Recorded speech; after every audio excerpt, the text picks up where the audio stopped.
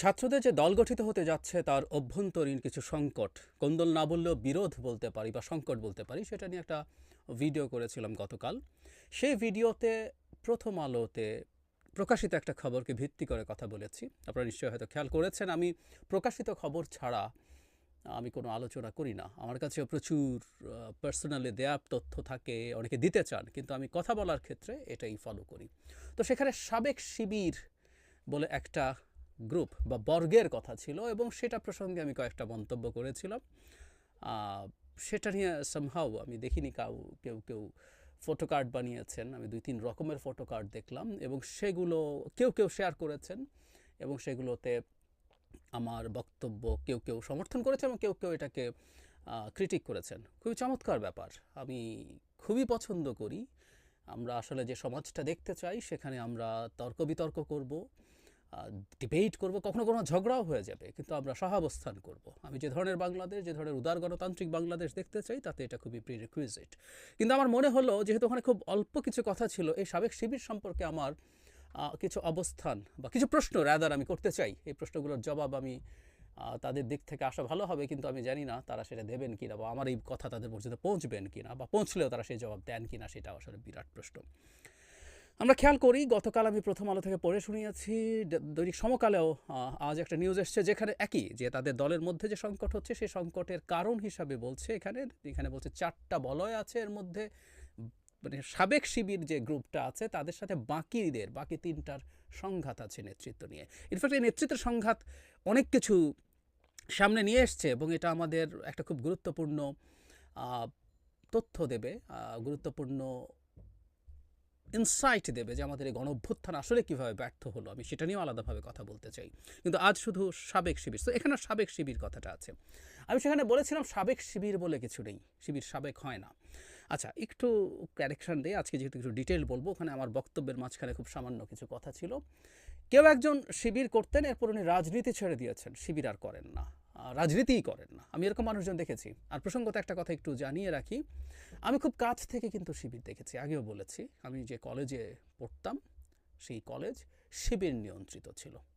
শিবির নিয়ন্ত্রিত। তুমি কি শিবির কীভাবে অপারেট করে, কারা শিবির না, আমাদের জানা আছে। যারা শিবির সম্পর্কে কিছুটা তথ্য জানেন তারা জানবেন, যারা শিবিরের ক্যাডার, সশস্ত্র ক্যাডার, আমি দেখেছি। কেউ বলতে পারে শিবিরের একটা ক্যাডার না, আমি নিজ চোখে দেখা, আমার হোস্টেলের রুমে এসে থেকেছে তাদের একটা বিশেষ প্রয়োজনে অস্ত্রসহ ক্যাডারও দেখেছি। আমি এটা বলছি না এটা খালি শিবিরের আছে, এটা সব দলেরই আছে, কিন্তু শিবির নিজকে অনেক রকম সহি কিছু মনে করার কিছু নেই। তো ওখানে দেখতাম অ্যাপারেন্টলি তারা কোনো পদেই নাই। কোনোদিন কেউ যদি ধরা পড়ে দেখা যাবে সে শিবিরই না, সত্যিই নাই। ওদের তো কতগুলো স্টেজ আছে, সমর্থক, কর্মী, সাথী, সদস্য, সব দেখা আছে। কিভাবে সমর্থক থেকে কর্মী হয়, কীভাবে কর্মী থেকে সাথী হয়, সাথী থেকে কীভাবে সদস্য হয়, সব কিছু জানা আছে আমার। কিন্তু ওদের কোনো পদ নেই, ওরা সমর্থক পর্যায়ের লোক, বা কোনো রকমভাবে কোনো ডকুমেন্টই কেউ দেখাতে পারবে না। এবং আমি অবাক হয়ে দেখেছি শিবির যখন নামাজ পড়ছেন অনেকে, এরকম ব্যাপারে অন্যকে মোটিভেট করছে, ক্যাডাররা এই ব্যাপারেও খুব বেশি মনোযোগী নন। ফলে যেটা দাঁড়াবে, তারা কেউ যদি ধরা পড়ে শিবির বলবে উনি তো আমাদের কেউ না, উনি তো শিবির করেন না। আমি এটা বলতে চেয়েছি শিবির নানা ফর্মে অপারেট করে, এটা একেবারে আমার ইনহ্যান্ড এক্সপেরিয়েন্স, আপনাদের অনেকেরই জানা থাকতে পারে। যাই হোক, যেটা বলছিলাম, কেউ যদি রাজনীতি ছেড়ে দেয়, শিবির করতেন বা জামায়াত করতেন, রাজনীতি পুরো ছেড়ে দিয়েছেন, এরকম মানুষ আছে, আমি দেখেছি সেরকম মানুষও।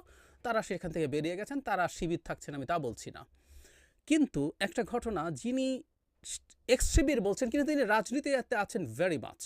আমরা একটু নাগরিক কমিটিতে যাই, সেখানে এক্স শিবিররা আছেন। এই যে এক্স শিবির বলে একটা বর্গ তৈরি হলো, কেন বর্গ তৈরি হলো? যারা শিবির করতেন না, যারা শিবির নিয়ে সমস্যা ছিল, যদি এই কারণে না করে থাকেন, অথবা ছাত্রত্ব শেষ হয়ে গেছে, তাহলে তারা জামায়াতে যান নাই কেন? তারা এক্স শিবির থাকলেন।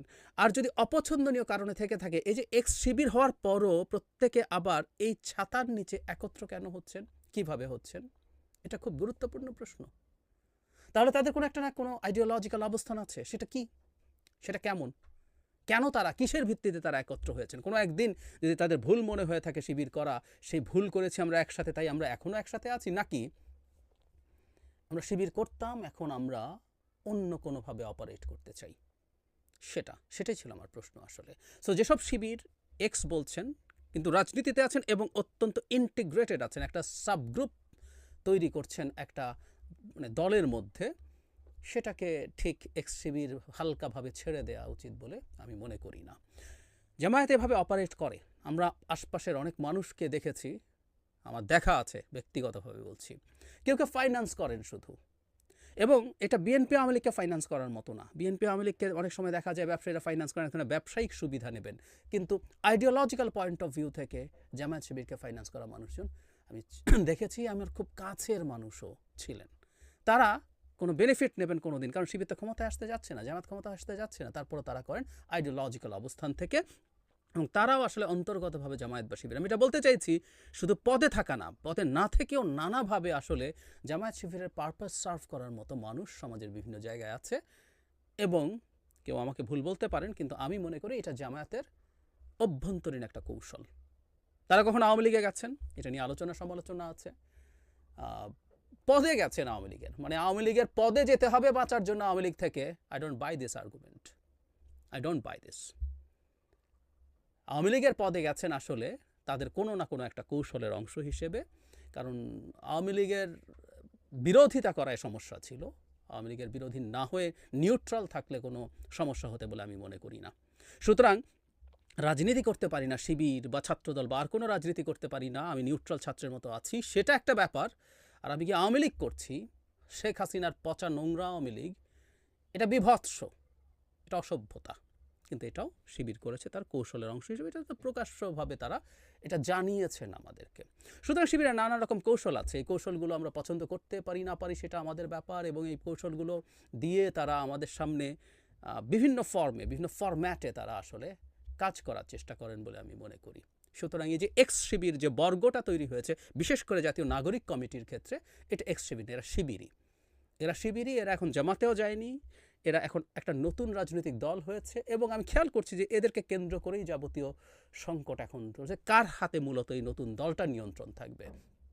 নিজের এই দল, সাথে প্রক্সি দল, সাথে ওই বি টিম সি টিম, নানা রকম চেষ্টা তাদের রাজনৈতিক কৌশল হিসেবে থাকতে পারে। এবং আমি একটা জিনিস এটাও মনে করি, খুব সিরিয়াসলি মনে করি, সেটা হচ্ছে বিশ্বাস করি এটা কোনো একটা দল তার এরকম B team C team proxy গণতান্ত্রিক পন্থায় যদি রাখতে চায়, এটাও একটা গণতান্ত্রিক পন্থা, তাতে আমি সমস্যা দেখি না। জামাত যদি আরও এরকম অনেকগুলো দল তৈরি করতে থাকে যেগুলো বিভিন্ন ফরম্যাটে আদতে তার আদর্শের সাথে অ্যালাইন্ড হবে, কাজ করবে, সেটা যতক্ষণ গণতান্ত্রিক রীতিনীতির মধ্যে থাকে সেটা হতে পারে। কিন্তু আমরা আবার যারা এগুলো দূর থেকে অবজার্ভ করি, কথা বলি, অ্যানালিসিস করি, ক্রিটিক করি, তাদের ওই রাইটটাও থাকা দরকার আছে। সুতরাং এই জিনিসটা স্পষ্ট হওয়া ভালো।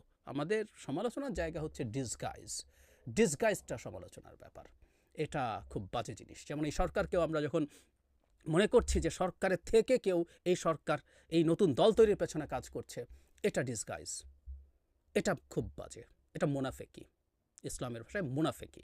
জিয়ার সাথে আমি আগে একটা ডিটেইলড ভিডিও করেছিলাম, প্রায় জিয়া কিংস পার্টি করেছে, যখনই স্টুডেন্টদের কিংস পার্টির কথা আসে তখন আমি একটা কথা বলতাম যে ঘোষণা দিয়ে করেছেন। সো এই সরকার কি ঘোষণা দিচ্ছে যে তারা একটা কিংস পার্টি করছেন? ঘোষণা দিক, তারপর করুক, তারপর অন্যান্য দল এই সরকারের সাথে কিভাবে ডিল করবে, নেগোশিয়েট করবে বা কমব্যাট করবে, সেটা তাদের ব্যাপার, তাদের সিদ্ধান্ত, তারা প্রকাশ্যভাবে দেখে শুনে বুঝে ডিসাইড করবে। ঠিক একইভাবে শিবির, এক্স শিবির, তারা যদি তাদের এই জায়গাটা ক্লিয়ার করে কথা বলতে তাহলে ভালো হতো, কিন্তু তাদের কর্মসূচি কর্মকাণ্ড দেখে আমরা বুঝতে পারি আদতে কী হতে যাচ্ছে। আর ওই যে শুরুতে বলেছিলাম আমি প্রকাশিত সংবাদ ছাড়া কথা বলি না, কিন্তু ওই যে খবর তো আসে, এসব দলে যারা আছেন, যারা এই দল তৈরি করার কাজ করছেন, তাদের সাথে যোগাযোগ অনেকের সাথেই আছে। সুতরাং আমরা আসলে ব্যাপারগুলো আরও ভালোভাবে, আরও বিস্তারিতভাবেই জানি। যাই হোক, আমি আমার বক্তব্যটা ক্লিয়ার করতে চাইলাম, আমি এখনও আমার বক্তব্যে স্টিক করছি। এক্স শিবির যারা, অন্তত এই যে একটু ক্লিয়ার করে নেওয়া ভালো, কারণ আমার ওইটুকু বক্তব্যের মধ্যে ওই সময় আরেকটা ভিডিওর একটা ছোট অংশ ছিল, এটুকু ক্লিয়ার করা যে এক্স শিবির আছেন কিন্তু রাজনীতিতে আছেন এবং তারা একটা বর্গ হিসেবে আছেন, সেটা আদতে শিবির। Damn confident about that. এবং স্টুডেন্টদের যে রাজনৈতিক দল, তাতেও তাদের প্রভাব রেখে জামায়াত চেষ্টা করছে তারা যারা যেহেতু বারবার সেন্ট্রিস্ট কথা বলছেন, সেন্ট্রিস্ট হচ্ছেন, সেন্ট্রিস্ট দল করবেন বলছেন, সেটা না করে তাদের অ্যাটলিস্ট সেন্টার রাইট একটা জায়গায় তাদেরকে রাখার চেষ্টা করবেন, এবং চেষ্টা করবেন তাদের সাথে যাতে ভবিষ্যতে যে রাজনৈতিক অ্যালায়েন্স বা ভোটের অ্যালায়েন্স হতে যাচ্ছে, তাতেও এই নতুন দল যাতে থাকে, সেটাই তাদের প্রধান লক্ষ্য বলে আমি বিশ্বাস করি। এটা তাদের রাজনৈতিক কৌশল, এটাও আমরা যাতে বুঝে শুনে দেখতে পারি। আর আমার নিজস্ব, আমি জাস্ট, অনেকে বলেন আমি খুব নিউট্রাল, না, আমি খুব নিউট্রাল মানুষ না। আসলে আমি অনেকবার বলেছি, আমি আবার ওইটুকু বলে শেষ করি, আমার একটা জায়গা আছে, কোনো পরিচয়বাদী রাজনীতি আমি এন্ডোর্স করি না, কোনো না। দেখিয়েছিও, বাঙালি পরিচয়বাদের বিরুদ্ধে আমি কথা বলেছি, লিখেছি, প্রথমত ডিটেইলড বিস্তারিত দীর্ঘ কলাম লিখেছি। সো সেই পয়েন্টে আসলে জামায়াত ইসলামী হোক, ইসলামী আন্দোলন হোক, এনি আদার ইসলামী পলিটিক্স হোক, আমার নীতিগত অবস্থান তার বিরুদ্ধে আছে। So it's my take doesn't necessarily mean always এটা অ্যানালিসিস। টেকের আরেকটা মানে অপিনিয়নও। সো আমার অ্যানালিসিস, অপিনিয়ন, আমার এখানে সব কিছুই থাকবে।